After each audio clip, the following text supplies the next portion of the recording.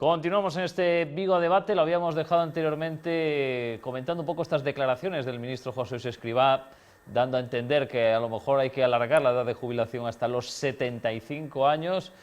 Jorge no quiere entrar a valorar mucho esa cuestión, pero bueno, quiero preguntarle también al resto de la mesa de invitados, esta mesa telemática, a nuestro profesor catedrático Jaime, ¿cómo ve este asunto?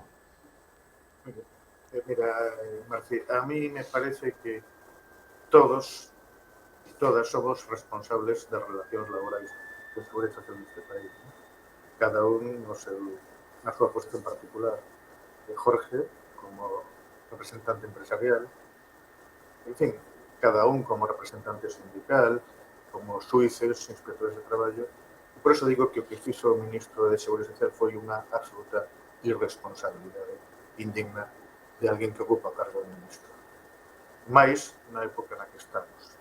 Unha época na que se aprobou o acordo da Comisión Non Permanente dos Pactos de Toledo, que expresou unha serie de conclusións nas que os partidos políticos expresaron o seu acordo. Eu lamentei, e mesmo discutín coa Feira Nacional do Bloque Nacionalista Galego por non ter asinado este documento. Desde logo, isto se transformou nun acordo nas partes sociais estatais, outra vez é que efectivamente estatais, non? A mí, bueno, e isto que podo dicir pode resultar polémico, o acordo social que ademais é a primeira vez que vai unido un anteproxecto ao propio acordo, e xa é proxecto de lei, me parece un proxecto de lei magnífico, ponderado, con unha intencionalidade clara de preservar o sistema e ao mesmo tempo introducir mellores en temas como a xubilación anticipada, a flexibilización da idade de xubilación ou a xubilación forzosa, que se fai un pouco máis complexo. Entón, a mí me parece que estamos camiñando no acordo político, no acordo social. E no acordo social e político amplo, cunha temática ben definida. E neste contexto ven o ministro de Seguridade Social e expresa unhas conclusións que están totalmente fora de xogo, como se o ministro de Seguridade Social fora un outsider do xogo político. O ministro me parece inaceptable. Me parece inaceptable, demais, se temos en conta unha cousa. Claro, sempre estamos falando de que se as pensións ou as reformas son parellas ou diferentes ao que son en Francia, ao que son en Alemania, ao que son en Escandinavia. Hai que entender unha cousa. Nós, no noso sistema de seguridade social, dependemos moito máis das pensións públicas que dependen en Francia, que dependen en Alemania, que dependen en Escandinavia. Entón estamos falando de cousas moi serias. En Francia, en Europa Central, as pensións complementarias e profesionais teñen unha importancia que non teñen. Entón, xogar con este tipo de miedos xeracionais e pensar que a idade de traballo pode estar neste abano entre 55 e 75 anos, pode ser unha charla de café, pode ser unha discusión privada, pero insisto, me parece indigno que un ministro de Seguridade Social pronuncie este tipo de expresión. Indignante para o catedrático Jaime Cabeza, e para Alberto tamén indignante? Sí, suscribo. O tema de indignante me parece indignante e impresentable. Esa parte, eu creo que o ministro Escrivá está dicindo, bueno, sí creo que hai globo sonda, eu creo que é o que algúns pensan que hai que estirar a pensión a edad de xubilación hasta os 75 e hasta que morras, porque si fai falta. É dicir, que cando falamos de jubilación e se fala tamén de esperanza de vida, cando se fala de esperanza de vida me gustaría que se dividira e que se repartira, ou se fixera algún día un estudio da esperanza de vida por clases sociales. Non viven igual a xente traballadora, non vive igual a xente, depende de que tipo de traballos teñas ao largo da vida e teñes unha esperanza de vida máis larga ou non. E entonces, para persoas traballadoras que a mellor ojalá vivan moitos anos, pero moitos non chegan aos 70, aos 75, e morren unhas condicións, e xa con, vamos, a veces cando falamos de xubilación aos 75, xa aos 67 anos, a non nos parece unha aberración. cantos traballadores chegan a esa idade a día de hoxe activos?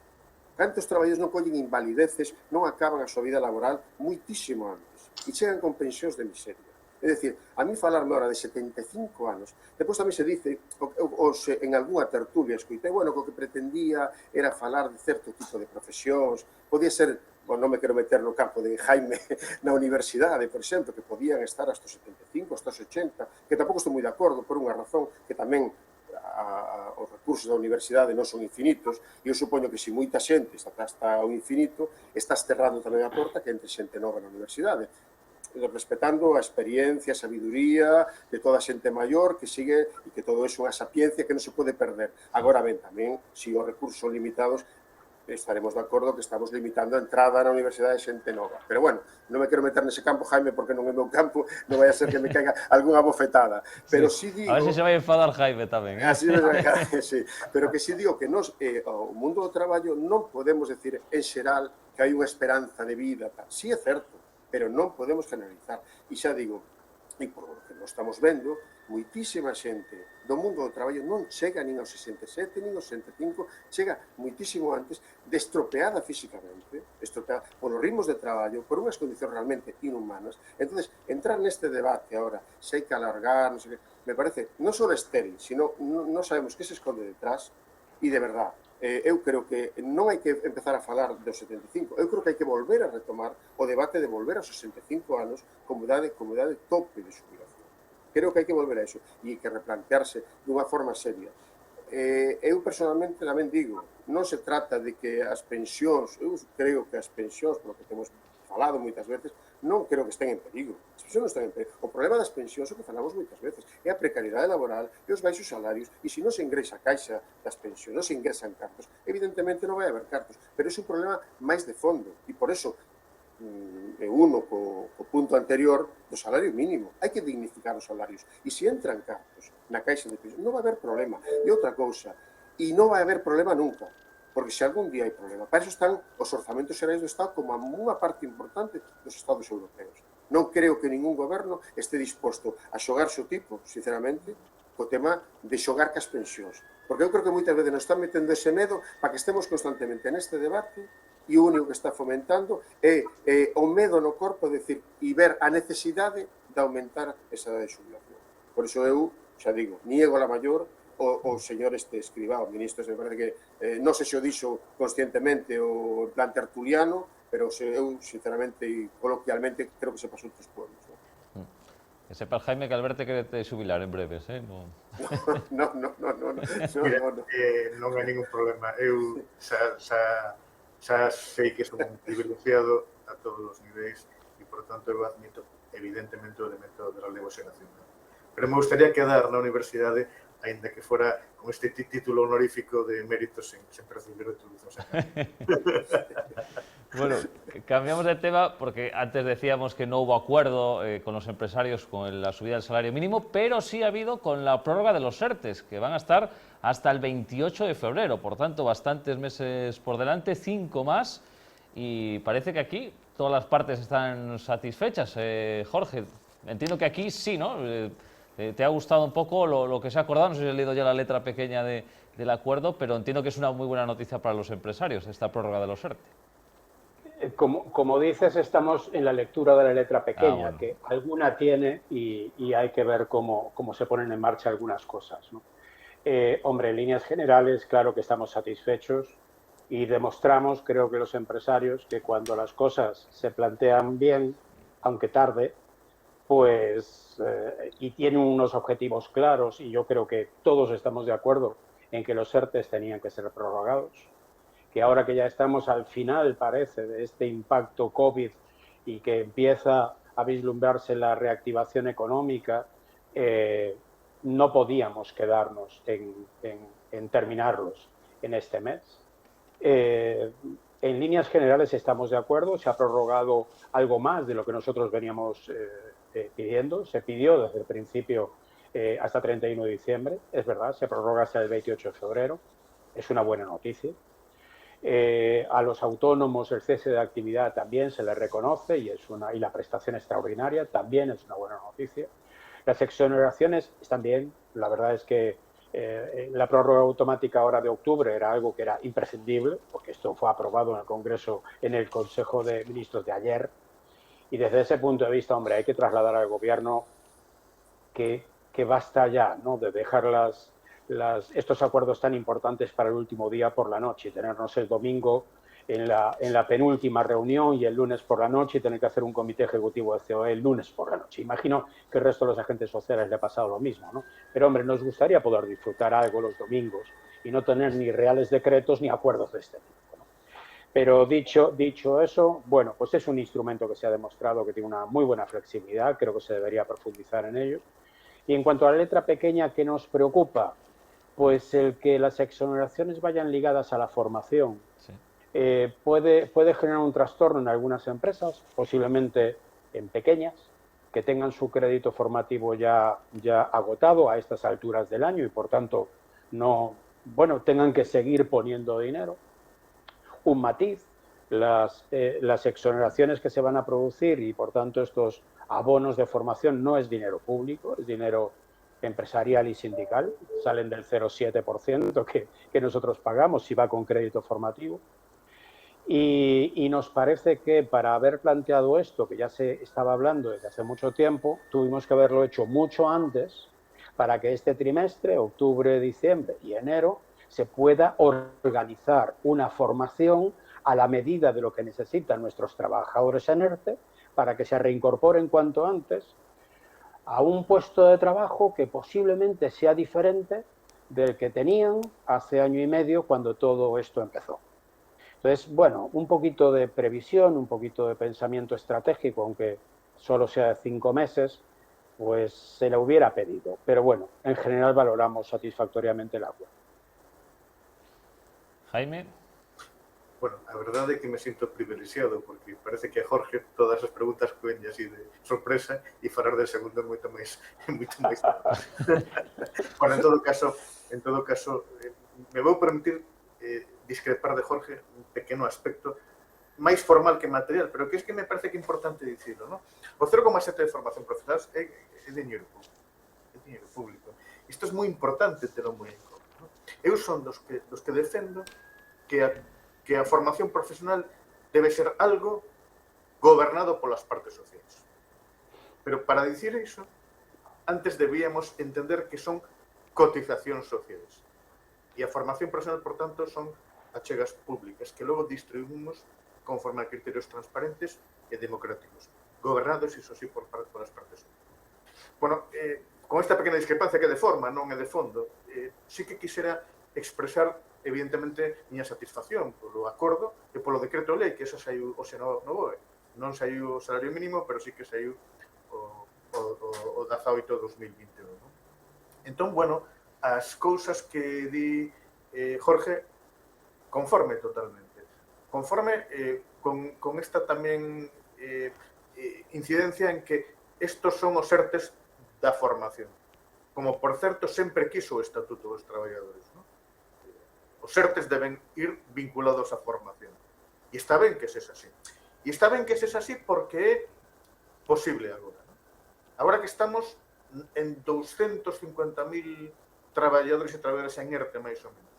Empezamos en máis de 3 millóns. ¿No? Por tanto, o que quero salientar é o éxito rotundo desta medida, ¿no? Que conseguiu paralizar perda de moitos postos de traballo. É dicir, sempre se falaba que ven o lobo, que logo dos ERTES vai haber despedimentos masivos. Bueno, parece ser que non está sucedendo. O cando menos que non está sucedendo ao nivel que se presaxiaba. E aí hai que darlle as grazas á sensibilidade da parte empresarial, hai que dicilo, evidentemente. Aquí hai un elemento país e de solidaridade no que, por unha vez, parece que organizacións sindicais e empresariais camiñan da man, ¿no? E, efectivamente, me parece que a saída dos ERTES está sendo un dos logros país máis salientables dos últimos anos. E, ademais, me parece que hai algo que queda claro, ¿no? Que queda claro a diferencia de como se xestionou a crise do 2019, perdón, do 2020, e como se xestionou a crise anterior. ¿No? E queda claro que a reforma do 2012 foi pura ideoloxía. Pura ideoloxía. O que pretendeu precisamente a reforma do 2012 foi todo o contrario. Facilitar os despedimentos, facilitar as baixadas salariales e, por tanto, producir moito máis sufrimento ás clases máis desfavorecidas. A mí parece que o contraste entre o que se fixo no 2020 e no que fixo no 2012 é quizáis o elemento máis importante para expresar que temos que avanzar máis nesta senda e debemos, por fin, derrogar os aspectos máis lesivos da reforma laboral do 2012. Porque ainda os hai, e evidentemente os ERTEs son o símbolo dun xeito novo de gobernar con concertación social, con acordo das partes sociais, sen despreciar o diálogo social, como se fixo no 2012, e avanzar noutro tipo de relacións máis constructivas e que evidentemente produzan máis democracia, máis cidadanía e máis igualdade e coherencia. Parece que este acordo dos ERTEs gusta en xeral, non sei se Alberto coincide tamén. Sento ser un pouco Pepito Grillo con este tema, ¿no? Vamos a ver, nos desde inicio, porque tampouco vamos a desdecirnos do que dixemos ao principio da pandemia, ¿no? Advertimos de que os ERTEs, polo menos desde o noso punto de vista, non eran o instrumento máis axeitado, tal como estaban planteados para enfrontar a situación de pandemia. Primeiro porque provocaban un evidente para nós empobrecemento dos salarios, a pesar de estar sustentados con dinheiro público. E en segundo, porque sabíamos que podía ser un paliativo para suavizar o impacto da crisis, certo? Pero que non ia evitar, como estamos vendo, a destrucción continuada de postos de traballo e da base productiva. Aí sí que difiero, é dicir, se están destruindo postos de traballo. E abonda con comparar tamén o enorme esforzo que se despregou na crise do 2008 para apuntalar a banca e o sector financiero coas escasas políticas públicas que se despregaron desde a pandemia para protexer a actividade productiva e o emprego. E eu te quero dicir que durante todo este tempo de vigencia dos ERTEs seguimos a padecer despidos, moitos despidos. Primeiro co personal eventual, parece que non conta e que non se conta, como son eventuales non se conta, aunque se les liquidou sin apenas dereito. E despois coa suspensión sin edie do persoal de TTs que quedaron literalmente nun limbo. Quedaron sin traballo, quedaron sin salario, pero formalmente seguían ligados á empresa.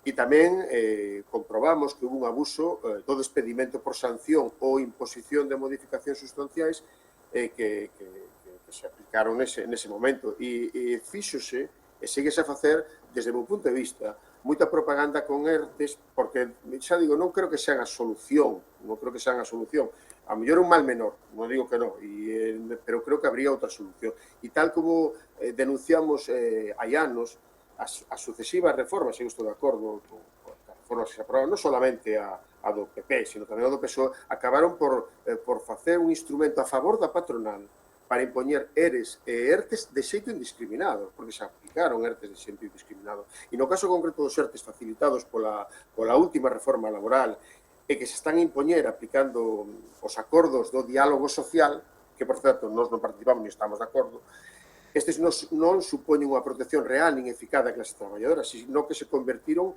nun instrumento, a noso entender, de empobrecemento salarial. E despois hai que sumarlle a todo isto, se é certo, a reformas fiscal que fixo no seu momento o goberno do PP de Aznar, que hoxe sigue en vigor e que está a provocar que moitos sectores dos traballadores, das clases traballadoras, sexan o que máis impostos pagan. E digo máis impostos pagan porque teñen, ao final, dos pagadores, formalmente. Traballadores e traballadores están sometidos, por unha parte, a incerteza do ERTE, pero por outra parte, se viron reducidos o seu poder adquisitivos e, ademais, son obligados a pagar máis impostos. Repito, isto foi por un cambio que fixo na reforma fiscal o goberno de Aznar e que claramente foi en deterioro e en detrimento das condicións laborais dos traballadores. E decir, por último, que, vamos a ver, desde o noso punto de vista, o goberno español sigue a actuar o dictado das directrices da Unión Europea e, neste sentido, para nós, eu quero denunciar que o cinismo, eu digo así, da ministra de Traballo, que esta fin de semana volvía a prometer por enésima vez a derogación da reforma laboral e, de verdade, a nos non nos cansa, porque antes de ser ministra prometeu unha e outra vez a derogación completa e inmediata. E despois falou de reformas de aspectos máis lesivos. E vamos a ver, e agora di que queren derogar as reformas anteriores, mentras por outra parte se está facendo ou mandando memorandos que desconocemos, por certo, ao goberno, a Bruselas, no que falan dunha nova reforma, e xa digo, desconocemos plenamente, que non estaría mal saber de que se está falando cando vai afectar a clase traballadora. Por eso digo que se mantiveron intactas moitas reformas que se dixeron que iban non solamente a reforma laboral, de negociación colectiva e das pensións, e decimos, basta xa de propaganda e empecemos tamén, eu creo que a non solamente propagandear, e si actuar de outra maneira, por lo menos cumprir o que se di. Por lo menos cumprir o que se di. E de feito, se é o goberno máis progresista da historia e del mundo mundial, pois que se apliquen o conto. Jorge, comentarios dos teus compañeiros, que lle queres dicir? Porque ti defendías antes a reforma laboral e mira ahora como te han atacado. Claro, no voy a entrar en el análisis de la reforma laboral y fiscal del año 2012, porque de verdad que tenemos mucho con lo que tenemos por delante, ¿no? Lo que queremos son certidumbres. Yo creo que en eso estamos todos de acuerdo. Lo único que queremos los empresarios es saber qué va a pasar los próximos 6 meses o el próximo año. Es decir, tener un terreno de juego claro y a partir de ahí cada uno que sepa cuánto va a cotizar, cómo tiene que contratar a sus trabajadores, qué tipo de formación tiene que darle, escenarios claros. Y esto tiene que ser la suma de los agentes sociales, económicos, sindicatos, patronales y gobierno. Entonces, no entiendo las salidas de pata de banco de manifestaciones de este tipo, de tertulias, que son brindis al sol. No entiendo qué aporta la manifestación que acaba de hacer Alberto en nombre de la ministra, diciendo que vamos a derogar la reforma laboral porque si no nos equivocaríamos. Pues plantéese en una mesa y plantéese en un debate serio, nada más. Porque si no, yo sigo queriendo trasladar al ánimo de todo el mundo la sensación que tiene un empresario, porque aquí cuando hablamos de empresas, casi todo el mundo parece que se le va al IBEX, ¿no? Pero una empresa de 8 trabajadores, que todos los días, que el empresario, lo siento, no es un empresario, es un trabajador más, será de calificación de autónomo, pero trabaja tanto o más que sus compañeros por cuenta ajena. Esta incertidumbre, estos mensajes trasladan tal miedo, tal falta de ilusión, tal desesperanza, que estamos corriendo un grave riesgo, que el empresario no quiera seguir con su actividad empresarial. Porque las normativas son cambiantes, porque los acuerdos se hacen a última hora, porque no sabe con qué se va a encontrar. Y aparte, pues todos los factores externos que hemos hablado, del incremento de los costes, que efectivamente el gobierno tendría que hacer algo. Pero ojo, que lo último que ha hecho el gobierno ha hecho que los 200 euros por megavatio los estemos pagando ahora, ¿eh? O sea, ojo con las medidas del gobierno. A veces, igual era preferible que no tomara ninguna, no lo sé. En cualquier caso, bueno, pues a la pregunta de si estamos contentos con esta prórroga, pues estamos satisfechos con esta prórroga, es lo que había que hacer, hubiéramos esperado que fuera antes. Hombre, para mí un lujo que un catedrático como el profesor Cabezas diga que los empresarios hemos estado a la altura. Se lo voy a trasladar a todos los empresarios a los que represento porque van a estar contentos. Y un matiz solamente. Es verdad que el 0,7 es una cotización social y que debería ser aplicado íntegramente al destino para el que está hecha esa cotización, que es la formación de los trabajadores que están en las empresas, y no para políticas activas de empleo. Es decir, ese 0,7 lo pagan los empresarios y los trabajadores para formarse. Y por los números que nosotros tenemos, no todo lo que se recauda se aplica en esos planes formativos, van a otro sitio. Entonces, ¿es verdad, es dinero público? Bueno, es dinero privado que lo gestiona lo público, pero lo mal gestiona. No siempre lo gestiona con el destino para los cuales son esas cotizaciones. Bueno, nos quedan pocos minutos de programa, así que vamos a dejar una intervención de 1 minuto a los que faltan por hablar y ya despedimos. Así que, Jaime, últimos apuntes o algo que quieras matizar de lo que han dicho tus compañeros. Sí, por supuesto. Jorge, 100% conforme con esto último. Temos que mellorar a transparencia da xestión da formación profesional. Había que engadir esta historia e agradezo xa. Mira, Alberto, eu estou conforme contigo a medio, no último que dixo. Por suposto, temos un país indigno en termos de precariedade, por suposto. e evidentemente sempre a xente que máis padece é a xente máis precaria. Hasta aí non podemos estar máis conformes. E claro, na pandemia, na dinámica das sortes, moitas veces os excluídos foron os precarios. Por certo, menos excluídos que outras veces, tanto na protección por desemprego como no propio tratamento dos ERTES.